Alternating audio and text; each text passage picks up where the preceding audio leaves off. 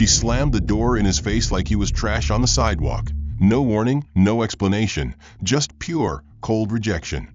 He stood there, a black man in a sharp suit, holding legal documents worth more than most of their mortgages. But none of that mattered. Not when his skin spoke louder than his credentials. The security guard didn't ask questions. The people in line smirked or looked away. One woman actually laughed. In that moment, the air stung worse than the slap of the door, the kind of sting you only feel when you know the game was rigged before you even showed up to play. No one knew who he really was. They thought he was just another nobody, someone easy to silence, someone who wouldn't fight back. But they had just humiliated the wrong man. He didn't yell. He didn't beg. He just watched, recorded, remembered. And when the time came, he tore down their system brick by brick, using nothing but the truth they tried to bury. If that hit you, hit like, subscribe, and drop a comment. Where are you watching from? And what do you think happens next? Because trust me, the real story hasn't even started yet. Langston Merrill didn't look like a man anyone should doubt. His clothes were tailored, not trendy. His posture was firm, earned from years of corporate battlegrounds, where words were weapons and silence often screamed louder. He moved through the bank lobby with the calm confidence of a man who had done this countless times before, managed wealth, signed contracts, owned property, advised foundations, outmaneuvered competitors. He had never been late with a payment, never defaulted on an obligation. In his world, credibility wasn't just valuable, it was armor. And yet, none of that mattered the moment Cheryl Kingsley looked at him. Her eyes didn't see credibility. They didn't see a client. They didn't see a person worth respecting. Her gaze scanned his dark complexion with something cold beneath her professionalism, a sort of quiet measurement, as if deciding whether or not to consider him genuine. Langston handed her his identification and paperwork with the same poised hands that once briefed Fortune 500 executives. He smiled politely, a nod more than a gesture. She took the documents with a stiffness that didn't belong in customer service. As she examined them, her fingers slowed deliberately. She tilted the ID under the light as if suspecting a forgery, then squinted at the signature like it was an ancient script. Her mouth formed a line, thin and tight. Then she did something unexpected. She didn't say a word to Langston. Instead, she leaned back slightly, turned to her right, and waved over a younger man who had been pretending not to watch. He walked over, eyebrows raised with a smirk already half-formed on his lips. Cheryl passed him the ID without context, simply stating in a volume just high enough to carry across the nearby waiting area. "This doesn't look right to me." The younger man glanced at the license, then at Langston, then back to Cheryl. A brief pause hung in the air like static. "You want me to run again?" he asked. Cheryl nodded once, sharp and final, and added, "Let's just be sure. We don't want to approve anything that turns out questionable." Her tone was coded in the kind of concern that wasn't concerned at all, just theatrical. Langston felt the shift immediately. The people behind him stopped checking their phones. One leaned sideways to glimpse the exchange. The bank security camera above the counter blinked its little red light, but none of it mattered. This wasn't about surveillance. This was about suggestion, about shaping perception. A man in a navy pinstripe suit chuckled softly 2 stations over. His glance at Langston was brief but condescending. Cheryl, meanwhile, had turned slightly toward her phone and pressed 2 buttons. Langston recognized the sound immediately, an internal line. Her voice changed when she spoke into it. "Can we get someone from compliance to the front counter? Possible discrepancy with a client file." Her wording was deliberate. She hadn't said customer. She hadn't said Mr. Merrill. She hadn't even used his name. Langston didn't respond. He simply stood, steady as always, waiting as the moment stretched and cracked under the weight of silent judgment. The ceiling above him sparkled with 1,000 lights, but none offered warmth. Within 2 minutes, a pair of security guards arrived. Not in a rush, not aggressive, just present. One of them spoke to Cheryl. She pointed at Langston without facing him. "Just until we clear everything up." The taller guard turned to Langston and offered a tight smile that didn't meet his eyes. "Sir, if you'd step this way." He gestured toward a side corridor with pale carpet and outdated lighting. Langston went. He didn't ask why. He didn't argue. He didn't show anger. Not because he wasn't angry, but because he knew what it looked like when a black man argued in public. He sat in a gray plastic chair next to a utility closet that smelled faintly of bleach and printer toner. He folded his hands in his lap. One of the guards leaned against the wall across from him, tapping at his phone. The other made small talk with a passing employee. Langston was not acknowledged. He became a fixture, a rumor in motion. 10 minutes passed, then 15, then 20. No one returned. No one explained. No one apologized. Eventually, the younger teller from earlier walked down the hallway. "You're good," he said. That was it. 2 words. Not sorry. Not thank you. Not even his name. Langston rose, straightened his suit, and walked back into the lobby. Cheryl didn't look up. She was helping a new customer, a tall man in khakis and a golf pullover who smiled broadly as she laughed at something he said. Langston paused at the exit. He took one last look around the space. People were back on their phones. The moment had passed for them. For him, it had just carved another notch into a long list of public degradations. As he stepped outside, the door snapped shut behind him faster than it should have. The thick glass grazed his heel hard enough to make him stumble forward, catching himself on the brass railing beside the steps. Across the sidewalk, 2 teenage boys sitting on skateboards laughed loudly. One of them mimicked the stumble with an exaggerated dance. Langston fixed his jacket with deliberate precision, buttoned the middle clasp, and walked to his car without acknowledging them. Once inside, he gripped the steering wheel but didn't start the engine. His jaw was clenched, his back straight. The morning sun lit the dashboard like a spotlight. He stared through the windshield for a full minute before exhaling slowly. Cheryl Kingsley had said nothing the day prior, hadn't acknowledged him, hadn't offered an apology or clarification. Langston had left in silence, but the shame still burned behind his eyes like backlit fire. Today, he entered at the same time, dressed with the same precision. The security guards flanking the front gave no nod of recognition, though he recognized them. He walked to the same teller, to the same station, and waited for her to look up. When she did, the moment stretched taut. Her eyes flicked across his suit again, pausing at his shoulders, then moving to the documents in his hand. Her posture stiffened. Without a word, Cheryl activated a small red signal under her counter. Langston noticed it, just a flicker of light meant for internal use only. Before he had a chance to speak, a new employee approached from behind. She was younger, with curly auburn hair and bright red lipstick. She looked confused, unsure why she was being redirected. Cheryl handed her a folder and pointed to a terminal further down the counter, deliberately avoiding Langston's eyes. "Help him there," she said. Her voice held no kindness. Langston turned slightly to face the young woman. Her name tag read Jordan. He extended the documents again. She reached for them hesitantly. Her hand shook, just barely. She began typing. Before Jordan could finish reading the file, the taller security guard from yesterday approached. His walk was slower this time, calculated.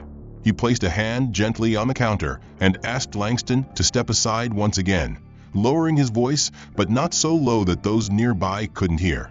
Cheryl remained at her post, lips pursed in feigned indifference, eyes flicking from monitor to monitor without purpose. Langston's throat tightened. He didn't move at first. Then he adjusted the cuffs of his shirt, gave a single nod, and followed the guard through the lobby. This time, they did not walk down the back corridor. This time, they headed toward the front exit. Langston spoke only once, asking if he was being removed. The guard's answer was diplomatic, cloaked in process. "There's been some concern, sir, over an unresolved discrepancy in the profile linked to the request. Until that's verified, we've been instructed to request a temporary hold on your visit." Langston's heart beat steadily, but his palms felt colder than the air outside. The second guard appeared on his other side, not grabbing, not shoving, but guiding, arms near his without contact, using proximity as pressure. Patrons in the lobby turned one by one, watching him pass. The same man from yesterday, The one in the pinstripe suit smirked again. This time he leaned toward his companion and said something too quiet to hear, but it produced a low chuckle. As they neared the glass doors, Cheryl looked up just long enough to make eye contact. Her expression wasn't cruel. It was worse. It was detached. She looked at him like someone observing weather, unimpressed, uninterested, unaffected. As Langston crossed the threshold, the automatic door hissed and snapped shut just behind him. It caught his heel again, harder this time, pushing him forward into the cold. He stumbled one step, caught himself on the railing, and looked up just in time to hear laughter erupt from the left. The same teenagers were there, one sitting on the stone ledge, the other standing next to a city bike. They had been watching. One of them mimicked his trip, arms flailing, mouth open wide in pantomimed horror. The other doubled over, laughing.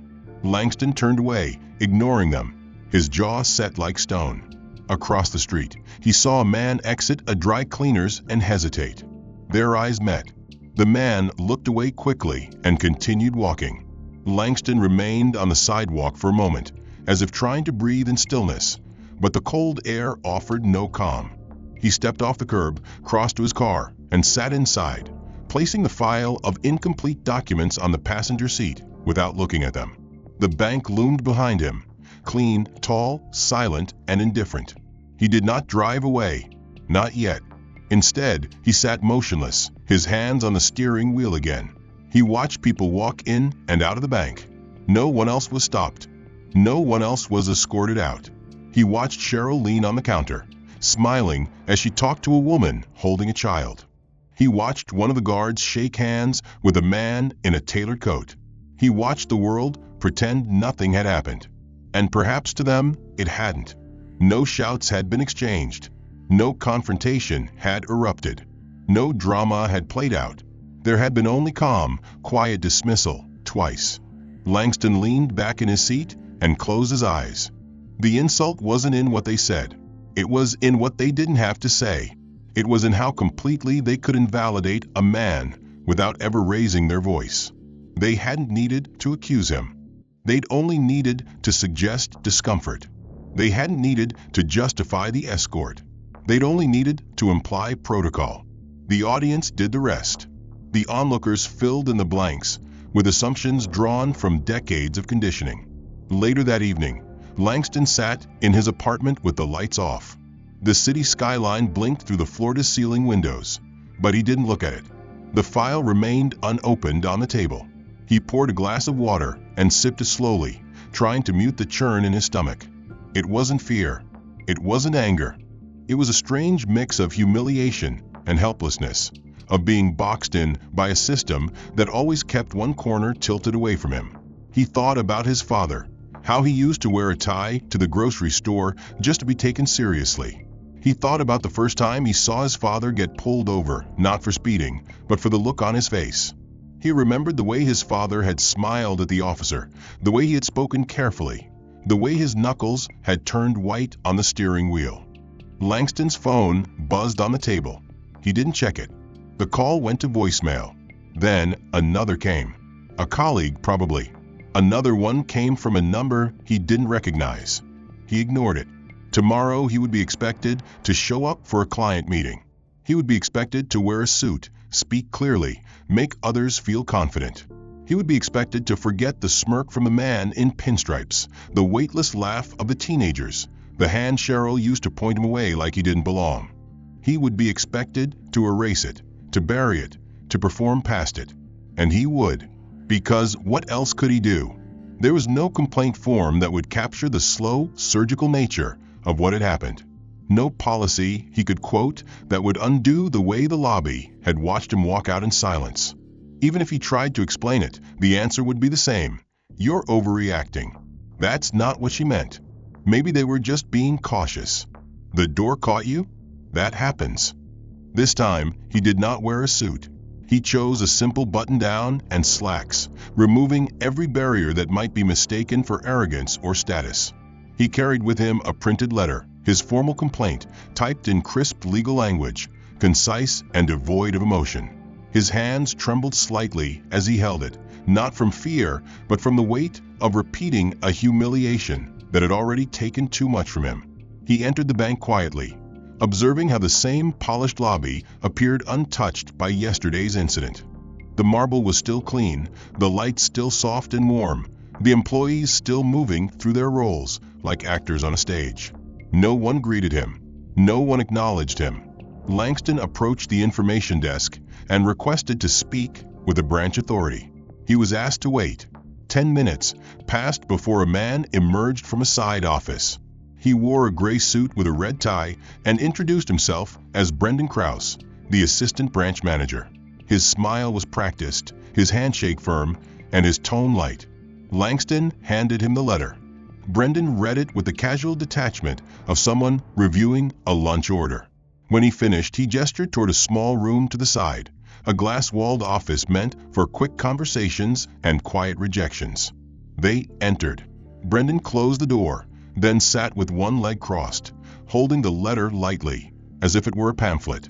He began by thanking Langston for bringing the matter to their attention. His voice was calm, professional, and utterly hollow.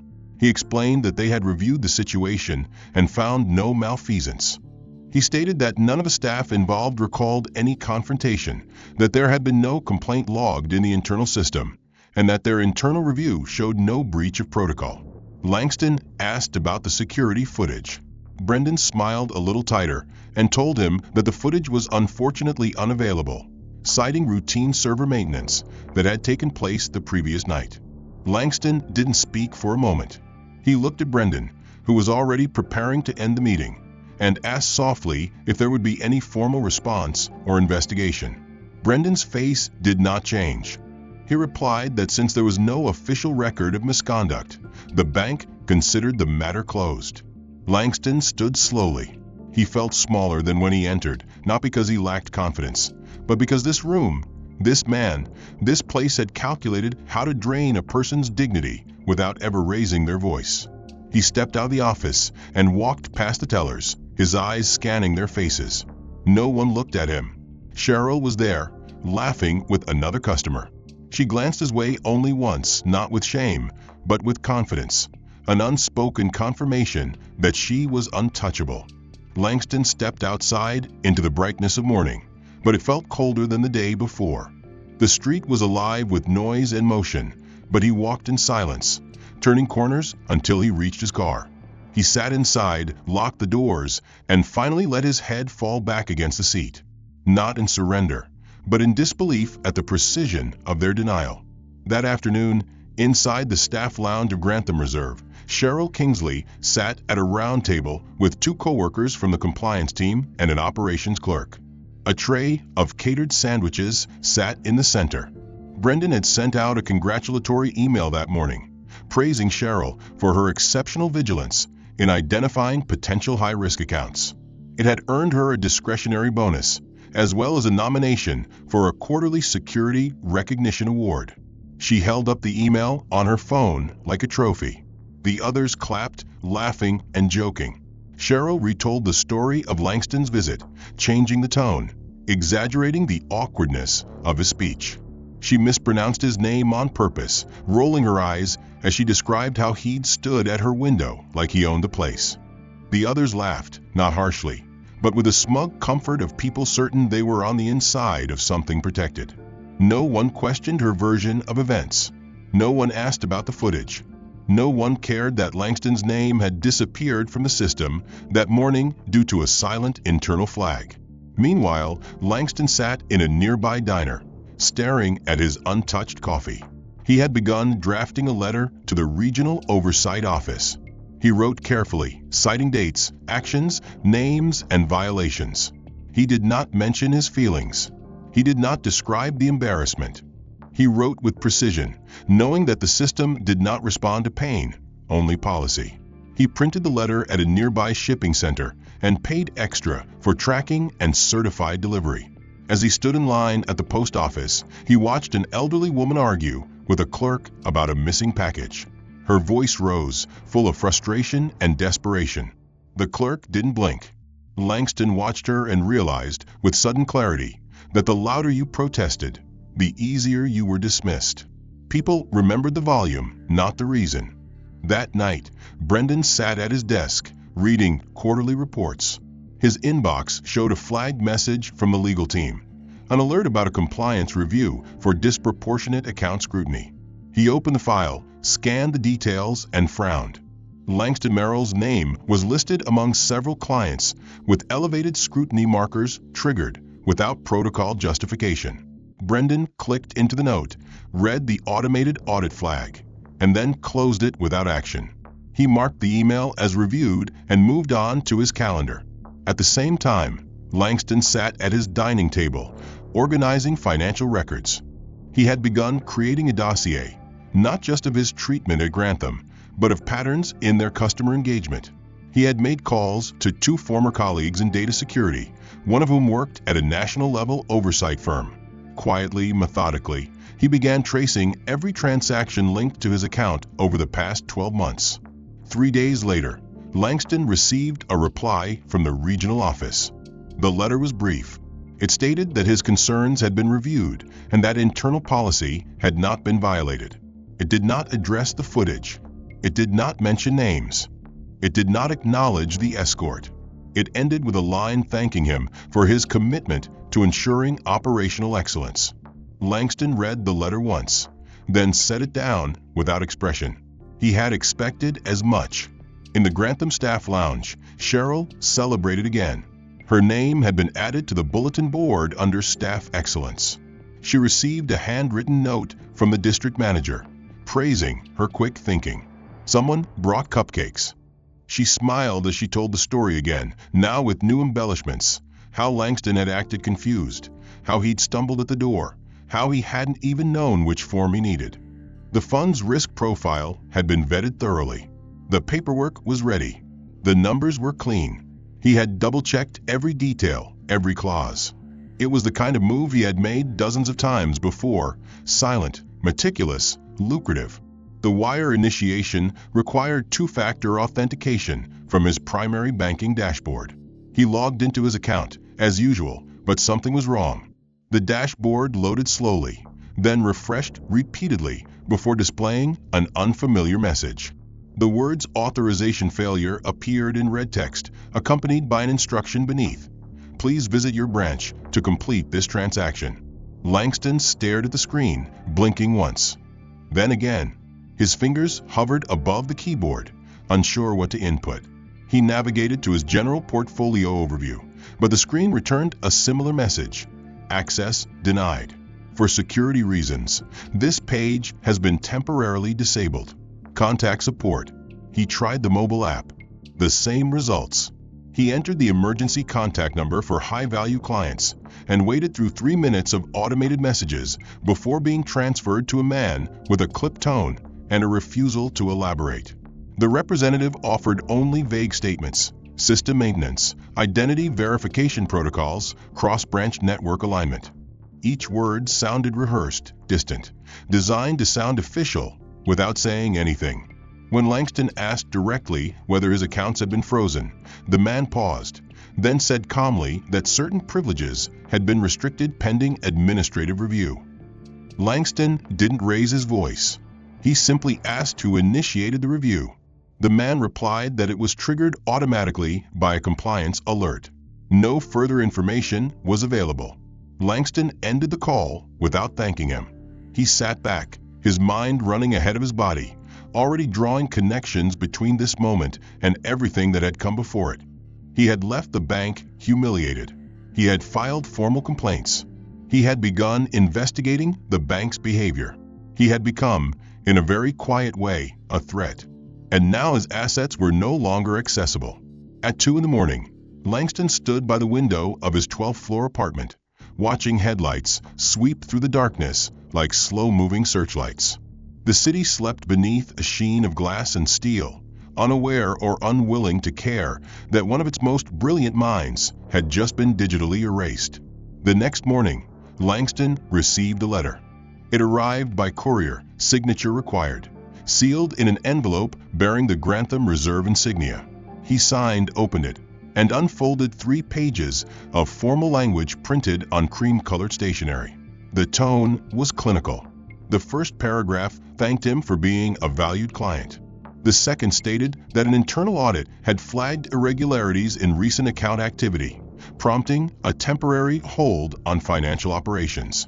The third requested that Langston appear in person at the Regional Compliance Office to verify ownership of all holdings, citing a provision buried deep in the service agreement. There was no apology. There was no specific accusation. There was only suspicion dressed in legality. Langston spent the rest of the morning attempting to contact his legal representation. One number went straight to voicemail. Another firm he had worked with for years told him, via receptionist, that his primary counsel was on extended leave. When he asked to speak with someone else, he was informed that his account with the firm had been paused pending a contract review. The third call reached an associate who had once called Langston a mentor and hero. The associate listened, paused, then advised Langston to let it cool down before promising to circle back next week. Langston hung up without replying. His fingers tightened around the receiver until his knuckles ached. Then he slowly set it down. He turned to his laptop again, this time opening the encrypted server, where he kept personal financial records, password logs, and a categorized system of every transaction made under his name over the past decade. What he found there stunned him. The folders labeled Grantham Reserve were suddenly blank. Not corrupted, not deleted, just empty.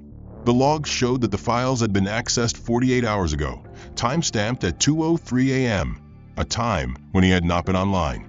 Langston cross-referenced the system IP history and found 3 unfamiliar access points routed through a masked node associated with an internal network, the kind used by corporate auditors, internal fraud analysts, or high-level administrators with tiered clearance. The metadata suggested that someone had not just viewed his records, they had replicated and quarantined them. Langston stared at the screen, feeling a strange detachment crawl over him, like watching a crime take place from inside the body of the victim. His entire digital identity within the bank structure was under siege. Slowly, methodically, someone was isolating him from the mechanisms of wealth, trust, and protection he had spent decades constructing. And whoever it was had done so without formal charges, without direct accusations, without a single paper trail of intent. They didn't have to take his money. They only had to question it. They didn't have to bar him from the system. They only had to lock the doors and wait for him to knock. That evening, Langston received another envelope. This one was not from Grantham. It was from a legal services consultancy he had never worked with, offering their services in navigating sudden regulatory freezes. The implication was clear. Word had spread. Someone was leaking pieces of his financial paralysis to entities that profited from desperation. The hunt had begun. Meanwhile, within Grantham's regional office, a closed-door meeting was held between Cheryl Kingsley and a small panel of mid-level administrators from the compliance department. She was being briefed on her new role. Officially, she was now a risk compliance advisor, a newly created position tasked with monitoring accounts flagged by internal threat detection software. Unofficially, she had been given quiet authority to freeze accounts at her discretion, provided she filed post-incident justification reports within 72 hours. No one mentioned Langston's name, but everyone in the room knew why she had been promoted.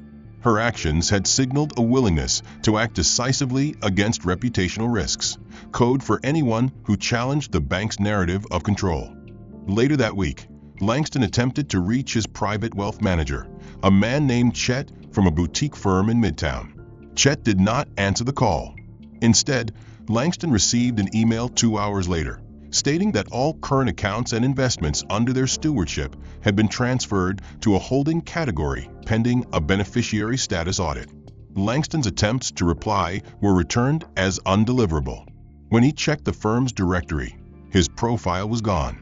That night, Langston stood in front of his mirror, looking at the man staring back.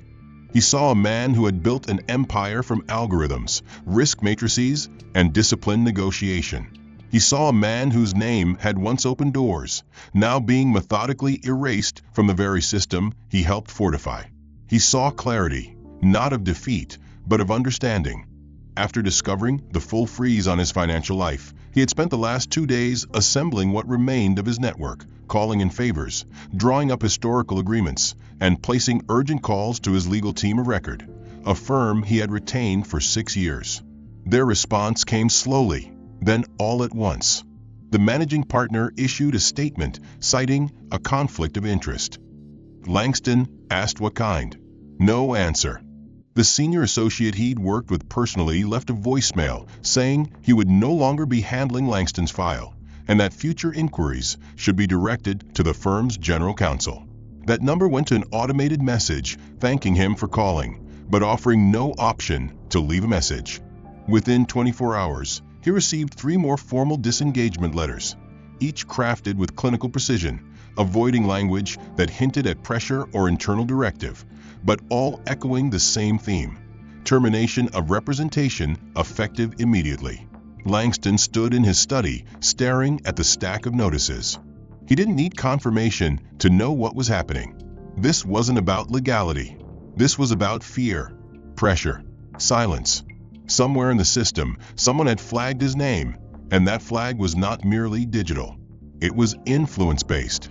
It was whispered through networks, poured into meetings, passed hand to hand among people who understood that reputations could be destroyed not with accusations, but with hesitation. Langston still had the letter from the bank's fraud division pinned on his corkboard. Its words were cold but familiar. "We appreciate your cooperation in verifying ownership of all associated financial instruments. Please note that failure to comply within the window provided may result in administrative closure." Closure. That was their word for erasure. Langston began drafting inquiries to independent legal advisors, hoping to find someone untouched by the bank's web. He sent 11 emails. 4 bounced. 3 were returned with apologies and statements of unavailability. The others did not respond. The last message he received came from a compliance strategist who explained, in careful legal language, that representing a client currently under financial review by a Tier 1 banking institution might jeopardize their existing client base. Langston read the sentence 3 times, folded the letter in half, and threw it into the trash. Across the city, in a well-lit conference room overlooking the harbor, Cheryl Kingsley stood at the head of a table addressing 5 newly assigned compliance officers. Her posture was firm, professional, unmistakably confident. She spoke without notes, her voice even, her tone authoritative. On the whiteboard, behind her, was a list of flagged accounts. At the top was Langston Merrill. She circled the name slowly with a red marker, emphasizing the importance of internal vigilance. She spoke of high-profile clients who use polished appearances to mask irregular activity. She emphasized the need to follow procedures, flag anomalies, and exercise caution when presented with clients who resisted protocol. Her language was coded, but her meaning was not. The room listened. The recruits took notes. Cheryl stepped back from the board and asked if there were any questions. There were none. Later that day, Langston tried to enter his secure digital vault again. The password failed. He attempted the recovery prompt. The secondary email had been changed. The authentication text did not arrive. He called the hosting firm directly, but the representative told him that the vault was undergoing review due to policy misalignment. When Langston asked what that meant, the call disconnected. He redialed. The number was no longer in service. He visited a private consultancy he had once mentored into existence, hoping that legacy loyalty might outweigh present risk. The receptionist recognized him, smiled, and offered him a seat. 10 minutes later, a junior consultant approached, apologizing profusely. Their team was unfortunately at capacity, and no one qualified to handle high-profile asset reviews was currently available. Langston nodded. He didn't argue. As he exited the office, he passed a hallway filled with glass-walled conference rooms. Inside one sat a man from Grantham's compliance team. Their eyes met for a moment. The man looked away first. That night, Langston sat on his balcony, city lights glittering below like a sea of indifferent stars. He had not been charged with a crime. He had not violated any law. But the effect was the same as indictment. He had become radioactive. No attorney would touch his case. No advisor would speak on record. No firm would associate publicly. The system had wrapped itself around him like a noose made of paper, policy, and silence. Meanwhile, Cheryl submitted her first regional compliance report. It included 3 names under urgent review, with Langston's file highlighted in yellow. The justification cited behavior consistent with evasion tactics, non-cooperative documentation, and irregular client history. None of it was factual. All of it was phrased in such a way that no court could call it defamation. It wasn't an accusation. It was a suspicion. Suspicion was enough. In the following days, Langston discovered that his name had been removed from the board of 2 charitable foundations. The messages he received were polite, apologetic, and final. He thanked them.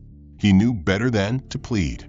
His calendar, once booked months in advance with invitations, meetings, and engagements, now stood mostly empty. Friends, colleagues, and former allies no longer returned calls. Conversations died after 2 sentences. Deals were withdrawn. Even those who owed him loyalty gave it quietly, from a distance, behind doors they wouldn't open anymore. In desperation, Langston reached out to a former prosecutor he had once helped expose corruption in a trade organization. The prosecutor agreed to meet. They sat at a quiet cafe away from the city center. The man listened carefully, sipped his coffee, then leaned forward and said, "You're not dealing with policy, Langston. You're dealing with immunity." He explained that institutions like Grantham did not destroy people with force. They simply removed your ability to function. One domino fell, then another. By the time anyone realized you had been targeted, you were already irrelevant. Langston returned home that night and sat in front of his laptop. The screen glowed softly, its home screen static. His cursor blinked. He opened a blank document. Then another. Then another. He began writing everything. Not just a report, not just a timeline, an archive. Every interaction, every refusal, every moment of silence. The calendar on his phone still displayed color-coded blocks, but most were outdated. Recurring appointments set months in advance now rang hollow, remnants of a life that no longer belonged to him. He had tried to reach out the night before to someone he once trusted more than anyone. Julian Ellis, a partner at a major capital firm and a friend of over 2 decades. The call went unanswered. The follow-up message was marked read, but never replied to. Langston had waited until midnight before giving up, hoping against reason that Julian might respond with even a word of acknowledgement. None came. It was the 5th such silence in 3 days. Langston had built his world on the strength of strategic relationships, cultivated over years of careful work. But now those ties were unraveling like ropes soaked in oil. One by one, the people he'd invested in, mentored, supported, trusted, had begun turning away. Some did so abruptly, with cold formality. Others faded gradually, dodging phone calls, canceling meetings, offering vague excuses that echoed the same theme. "It's not a good time. I'm under pressure. Let's reconnect soon." He recognized the signs. This wasn't discomfort. It was fear. Association had become risk. His name, once synonymous with prestige and intelligence, now whispered suspicion in every room it entered.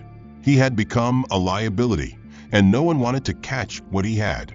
That afternoon, Langston walked into a downtown cafe for a prearranged meeting with Denise Calder, an investment strategist who owed him her first break.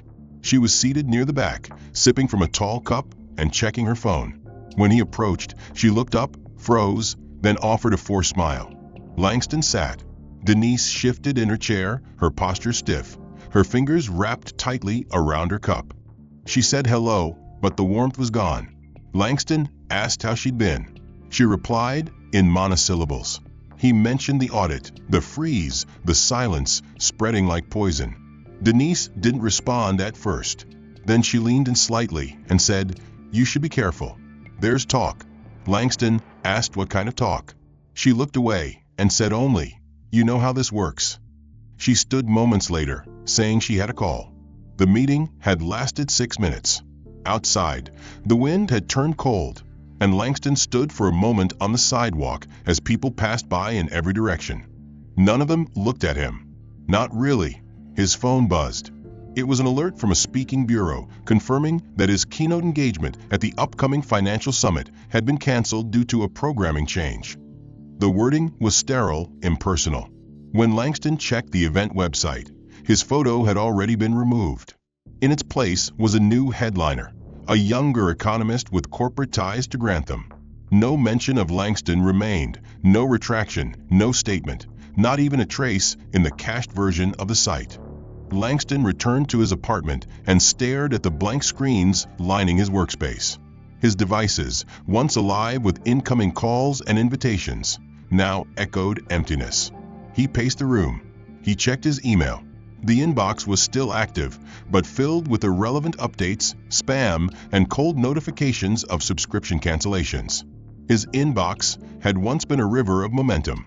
Now it was a graveyard. He opened a message from his alma mater's Alumni Council, a monthly bulletin. At the bottom, where a section had previously quoted his thoughts on economic foresight, his name had been replaced with a generic tip from an unnamed advisor. The same organization that had honored him with a Distinguished Alumni Award last year had now scrubbed his presence without a word. Days passed. Langston reached out to a tech firm he had invested in during its infancy. The founder, once effusive in his gratitude, responded with a curt statement that their legal counsel advised against further communication due to ongoing audits. Langston received the same message from another venture board he had once chaired. He requested an internal review from a data firm he trusted. The answer came 24 hours later. Access denied. Investigation pending. The words blended into a chorus of rejection sung in different keys. Langston sat in his living room that night, lights off, listening to the quiet hum of the refrigerator and the occasional creak of the building settling into darkness. The city skyline blinked indifferently beyond his windows. He had once stood on that skyline's tallest platforms, commanding stages, closing deals, shaping futures. Now he couldn't even secure a phone call. He tried again to reach Julian. The voicemail was full. He sent a message, a simple question. Did I do something wrong? It remained unread. Sleep came in short bursts, interrupted by dreams of being watched, of doors closing, of voices just out of reach. He woke the next morning to find 3 new pieces of mail. One was a notice from a former partner terminating a licensing agreement due to uncertainty surrounding ownership status. The second was an invitation to join a new exclusive finance club, clearly a mistake. The third was a typed letter, unsigned, with no return address. It read, "Walk away. You won't win. No one fights them and keep standing." Langston held the letter in his hands for a long time. He did not tear it up. He did not burn it. He slid it into a folder labeled evidence and placed it beside the growing archive on his desk. Meanwhile, at Grantham's regional office, Cheryl continued expanding her influence. She had been given a private office, 2 analysts, and oversight on 3 concurrent reviews. Her success was used as a case study in internal training sessions. Her rise was rapid, quiet, protected. She knew Langston had become a symbol, an example of what could be done when someone questioned the structure. She never mentioned his name in meetings anymore. She didn't need to. The others understood. Langston's name now appeared in private internal watch lists at not just Grantham, but at 3 other institutions where he had formerly held minor investments. The flags were not formal accusations, but warnings. Monitor closely, limit exposure, avoid entanglements. In one closed-door committee meeting, his name was referred to as operational deadweight. It meant nothing to them that he had never been charged, never sued, never even investigated officially. All that mattered was perception, and the perception had been carefully, systematically crafted. Langston's world shrank further each day. He no longer attended social functions. Invitations had stopped. Even neighbors who once waved now avoided eye contact. His voice, once heard on financial panels and podcasts, had been replaced by silence. He was not just alone. He was erased in slow motion, made invisible by a system that fed on denial and distance. His wealth, once his fortress, had become a prison whose doors no longer responded to his key. Across the river stood Grantham Reserve's regional tower, a structure of steel and mirrored glass that reflected a reputation they had quietly stolen from him. He no longer left voicemails. He no longer requested meetings. Silence had become his last companion, but it had taught him discipline. While others looked away, while doors shut and names were erased, Langston had turned inward. And within that solitude, he had begun to stitch the pattern, the inconsistencies, the code beneath the collapse. He had spent weeks compiling his own record, timestamps, emails, system access logs, overlapping directives. But to expose it, he needed more than data. He needed confirmation from the inside. Directly approaching the bank had long been useless.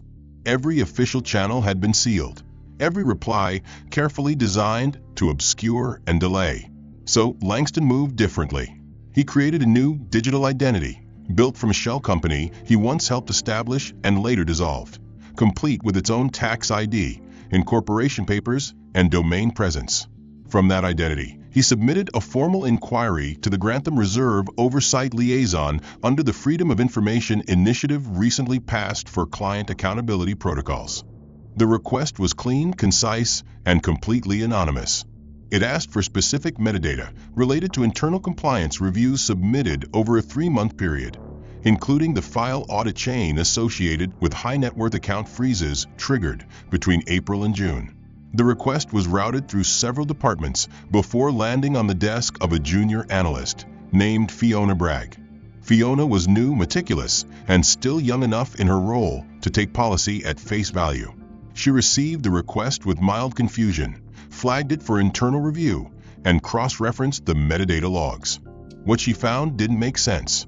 According to the system trail, the freeze on one account in particular, Langston's, had been initiated at a time that did not match any logged access request. The audit file was altered. Timestamps showed edits before the action that should have triggered them. System users appeared in the logs without corresponding badge swipes or sign-ins. The system said the freeze came from a protocol response, but Fiona's report said otherwise. She flagged the file. Then she opened the next one. Same pattern. Another anomaly. Over the next 48 hours, Fiona built a side-by-side comparison of real-time logs and submitted compliance reports. The discrepancies were subtle but undeniable. Someone had manipulated the digital trail. The logs suggested false positives, implying threats where none existed. Fiona knew the protocol. If a system flag was misused or falsely generated, the freeze should be reversed. She prepared a draft report and presented it to her supervisor. He skimmed it and told her to leave it for internal audit. Fiona asked when the audit would take place. He didn't answer. She waited 2 days. Her report was never filed. Langston monitored the request's progress from the outside. Using back-end tracking tools embedded into his submission, he watched how the inquiry jumped from office to office. The metadata reached the compliance department. Then it stalled. But something shifted quietly. Fiona's terminal had pinged the request 4 times over the course of 1 day, more than anyone else. He noted the ID. He traced it. Then he did something dangerous. He sent a message. Not from his real name. Not directly. But a tip posted anonymously to an encrypted public data forum frequented by compliance workers. If you're reviewing timestamps, check the difference between file save and system event. Someone's painting shadows. Fiona read it at midnight. She didn't respond, but the next morning she submitted a second request, this time cross-departmental. She did not notify her supervisor. That same day, Langston walked a 6-mile loop around the outer blocks of the city, not to exercise, but to think. The digital war was in motion, but the physical world remained quiet. He had been absent from society for weeks. No interviews, no appearances, no commentary. Many assumed he had fled or collapsed. That's what they wanted. But Langston's strength had never been loud. It had always been precision. When he returned, it would not be through an apology. It would be through proof. He returned home, opened his ledger, and updated the timeline with Fiona's terminal ID, her access pattern, and the new cross-flagged anomalies. Meanwhile, inside Grantham, Fiona's second request triggered a background system audit. An automated protocol began parsing through the freeze histories and comparing them to internal review memos. At first, it detected minor discrepancies. But then the protocol halted. Access was restricted. Fiona's permissions were downgraded. Her request was flagged for senior compliance review. No explanation was given. She received an internal message warning her to refrain from pursuing non-priority tasks during a system security update. The message wasn't signed. Langston noticed the sudden silence in the system trail. He knew what it meant. They were closing ranks. Fiona had come too close, but it was already too late. The data she uncovered had been cached. Langston had mirrored the forum link where her public queries were pinged. He had copied the open access logs she used to generate her timestamps. And more importantly, she had proved what he had long suspected. His account freeze had not been accidental, procedural, or risk-based. It had been manufactured. Inside her apartment, Fiona stared at her screen, the cursor blinking at the bottom of a now inaccessible file. She sat in silence for a long time, then opened a private browser and typed a phrase from the anonymous tip, painting shadows. She found the post. Then she found the email associated with the forum submission. It was encrypted, but she was a systems analyst. She understood patterns. She responded. One sentence, "I saw it too." Langston read the message at 3 a.m. He did not respond immediately. He saved it, logged it, then sat in his chair staring at the ceiling as the city outside pulsed like a distant storm. He had an ally now. Not a powerful one, not someone in charge, but someone inside, someone who had seen the lie. And that was enough to begin. He wasn't ready to surface. Not yet. But the first crack had opened. Grantham's armor, once seamless, had begun to ripple with tension. In the regional office, Cheryl received a quiet alert that a freeze flag was being reviewed. She narrowed her eyes. She requested an audit override. The system returned with a delay. One file was locked for third-party compliance verification. She checked the name. It was anonymized, but she recognized the timestamp pattern. She closed the terminal and stepped into the hallway, her expression unreadable. She called her direct supervisor and asked for a discretionary review order on all recent access logs tied to the April-June audit window. He told her the system was under maintenance. She smiled and said she understood. Then she deleted her own terminal history for the day. Somewhere in the digital sprawl of compliance logs and mirror traffic, someone had seen what he saw. Fiona's single sentence, "I saw it too," had opened a door, and behind it lay corridors of evidence waiting to be brought to light.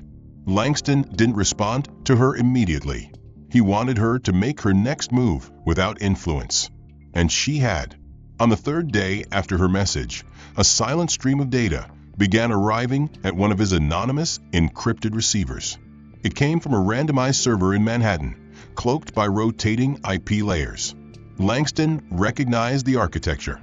Fiona had taken a risk, but she had done it with discipline. The first batch of files she sent included internal metadata from 3 separate compliance reviews. They were raw, unedited, and still carried internal hash codes from the original terminals, signatures that could not be forged without breaching Grantham's Tier 1 data protocols. Langston verified the chain. The files had been compiled by Cheryl Kingsley and approved through expedited pathways that bypassed normal auditing structures.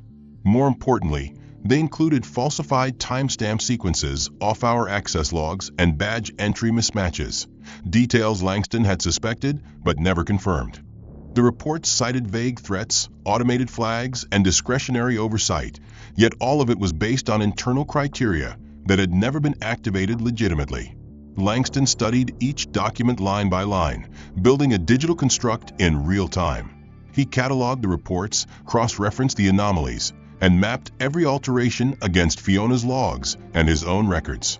Within 36 hours, he had constructed a timeline of manipulation. It stretched from the moment his initial wire transfer was blocked to the day he received the unsigned threat letter. The dossier was damning, and it was only the beginning. Fiona continued sending data, Slowly, quietly. Each transfer was small, unobtrusive, and timed to look like system pings. She never messaged again. She didn't need to. Langston's uploads became a rhythm: document, verify, integrate, encrypt. By the fifth day, the weight of what he possessed began to take shape. A complete record of targeted institutional sabotage orchestrated through administrative malfeasance and system exploitation. The same bank that had paraded integrity was now exposed as a machine capable of erasing a man without a trial, a hearing, or a single word spoken in public. But Langston knew possession was not enough. If he published the data directly, it could be silenced, challenged, or buried.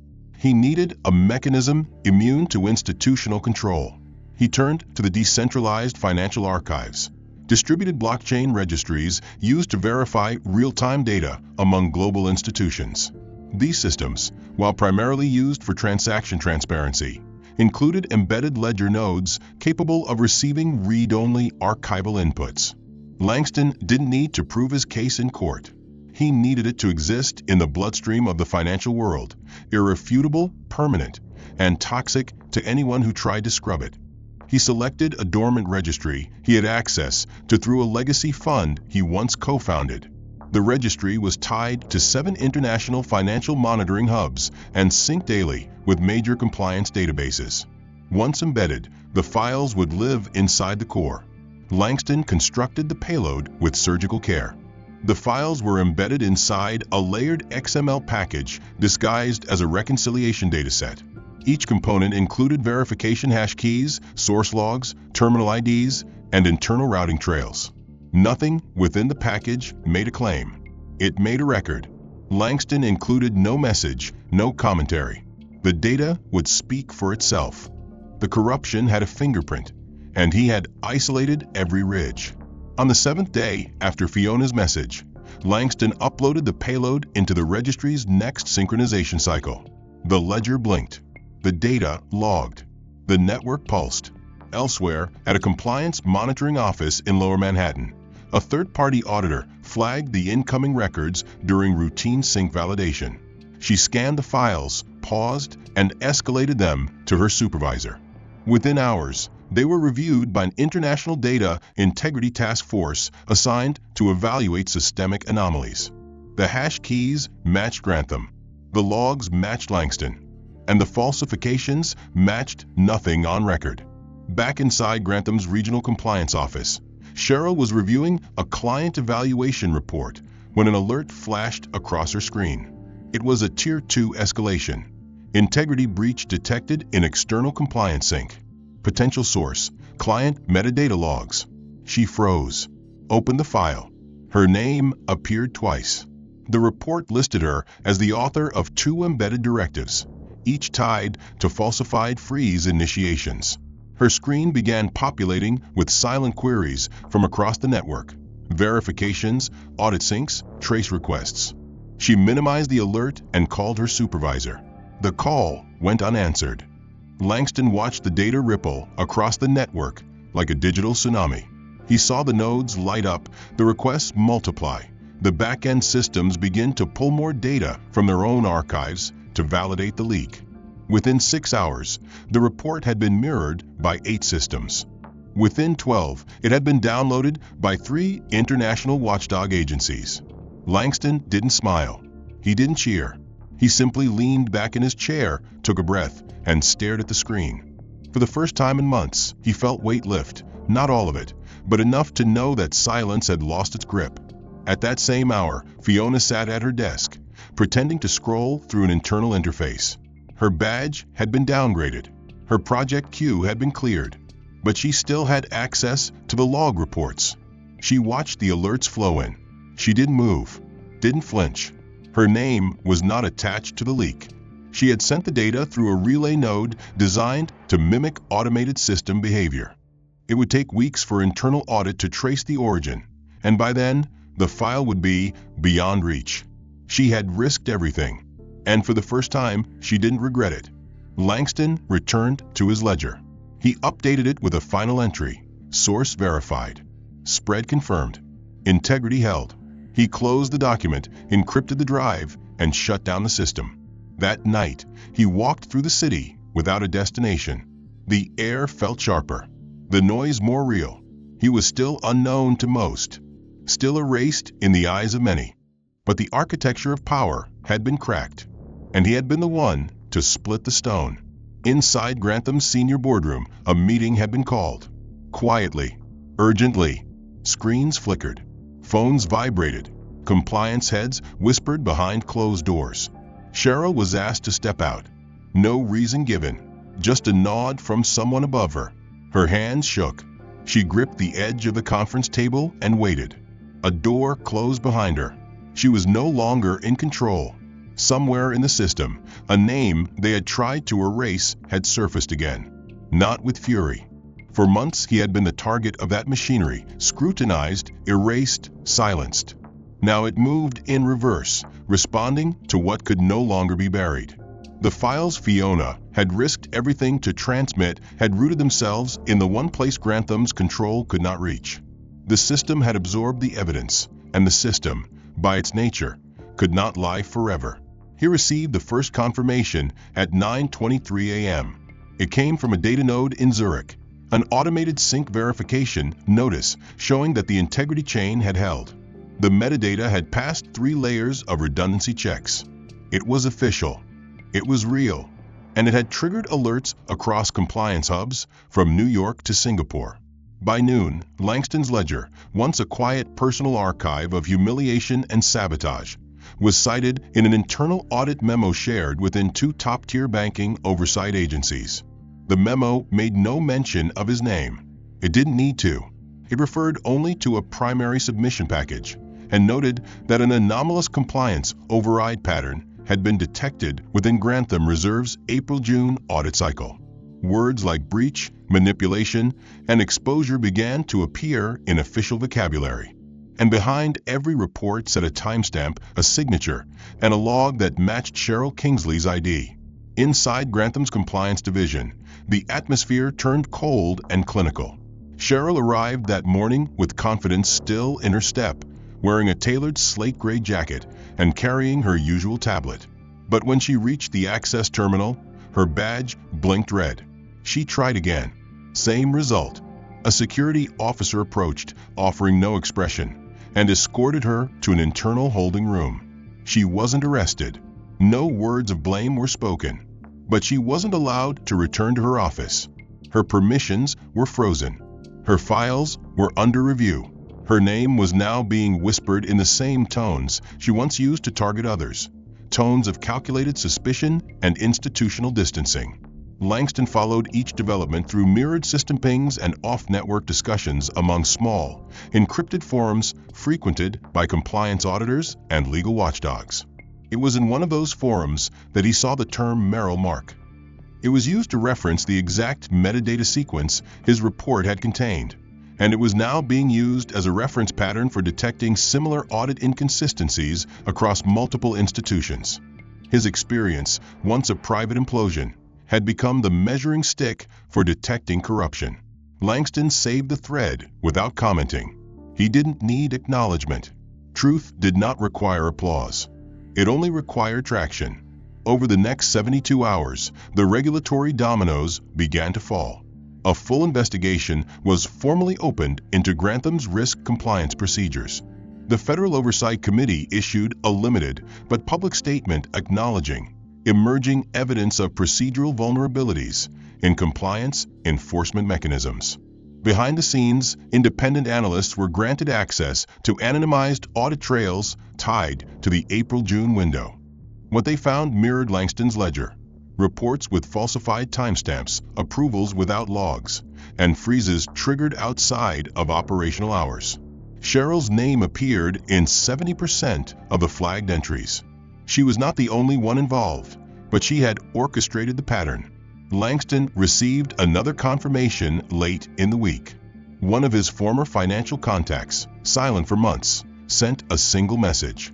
No explanation, just a link. The link opened a compliance briefing memo circulated within a major investment advisory group.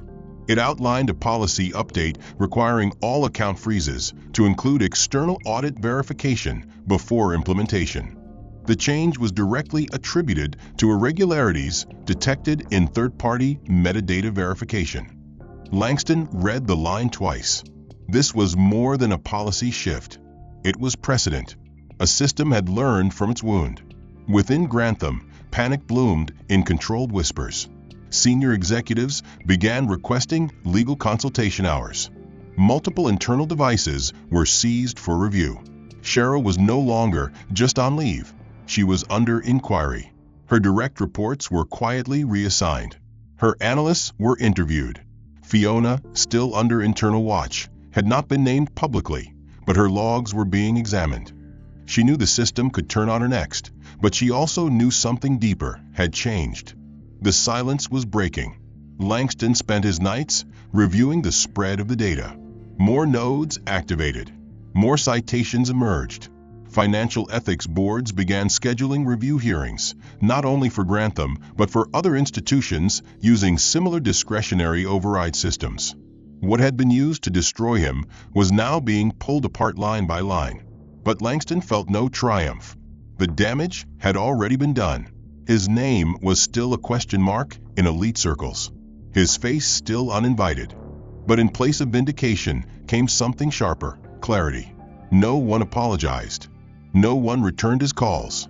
But they no longer pretended he had never existed. Cheryl's isolation grew by the day. Her calls went unanswered. Her legal counsel, once casually loyal, began advising restraint in public statements. Rumors of additional whistleblowers surfaced in industry threads. Langston followed each shift like a watchman. The system that had erased him now struggled to preserve itself against its own inertia.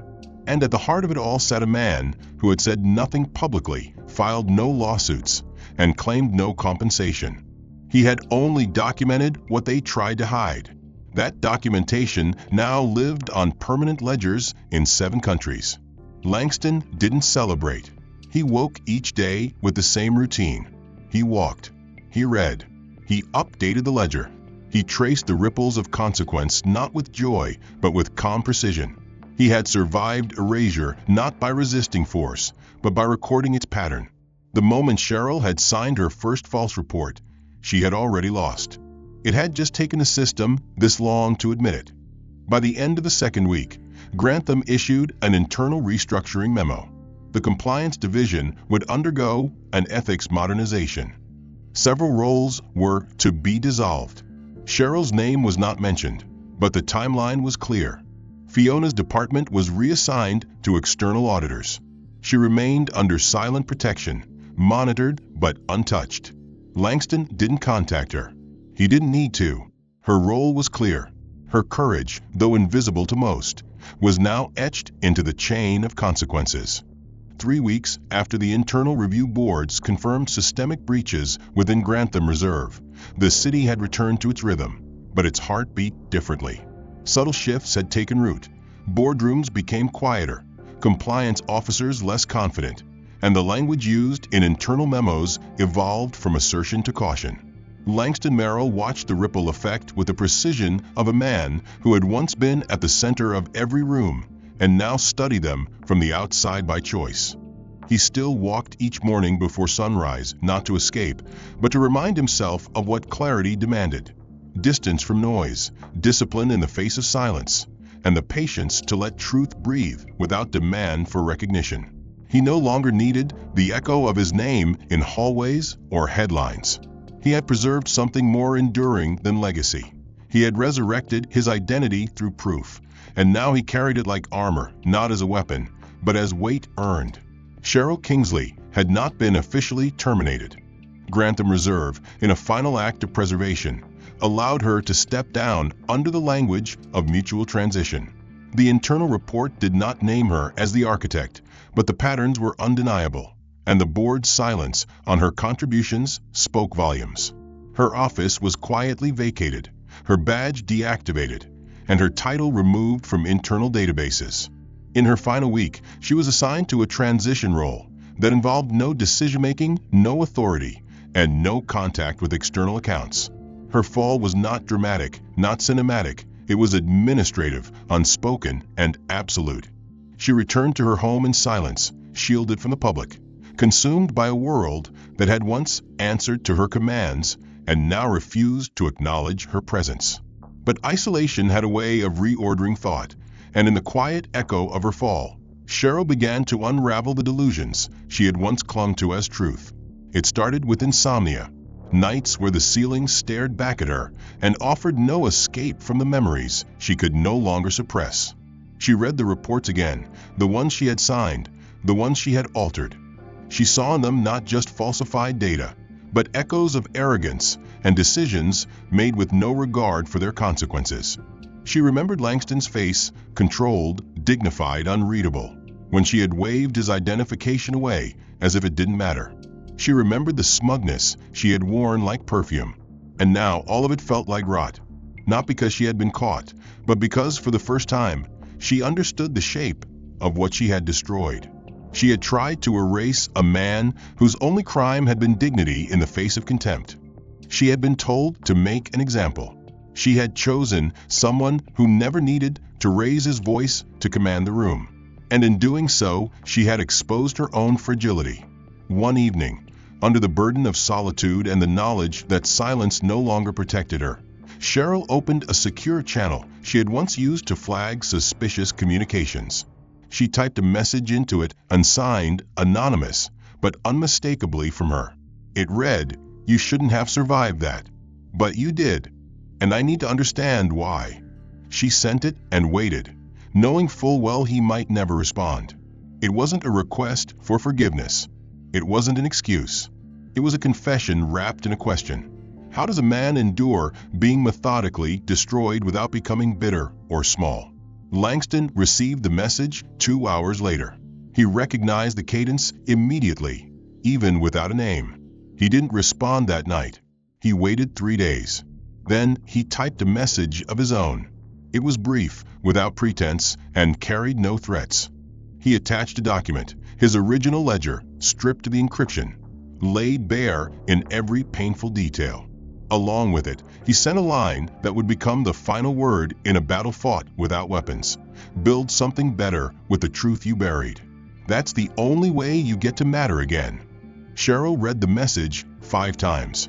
She opened the ledger. She saw the logs, the timeline, the notes written not in anger, but in observation. There was no malice in the document, only record, the kind of truth that doesn't demand justice, but invites reckoning. She closed her laptop and sat for a long time. No words came, no tears, just the slow, humbling realization that somewhere beyond the walls she had helped build, someone had survived the storm she engineered and chosen not to drown her in return. In the months that followed, Langston never returned to his former circles. He declined interviews. He refused invitations to exposés and televised redemption arcs. Instead, he worked with quiet intensity on a platform built to educate individuals on systemic risk and institutional bias, a foundation designed not to dismantle banks, but to teach people how to see them clearly. He gave lectures to anonymous audiences, contributed anonymously to white papers, and became a mentor in private to those whose names the system had started to whisper. His face no longer sold magazines, but his ideas began to shape policy. Meanwhile, Cheryl withdrew from public view entirely. She took no new roles. She vanished from corporate conversations. But quietly, behind a private email, she began forwarding information, past compliance errors, silent anomalies, overlooked audit entries, to an ethics watchdog organization that had no reason to trust her, but every reason to need what she had. She never asked for recognition. She never signed the documents. But Langston knew it was her. Some debts are paid not in words, but in work. The story of Langston Merrill never made national headlines. There were no front-page declarations of innocence or ticker-tape parades. But within the circles that mattered, his name returned, not as a casualty, but as a case study in integrity.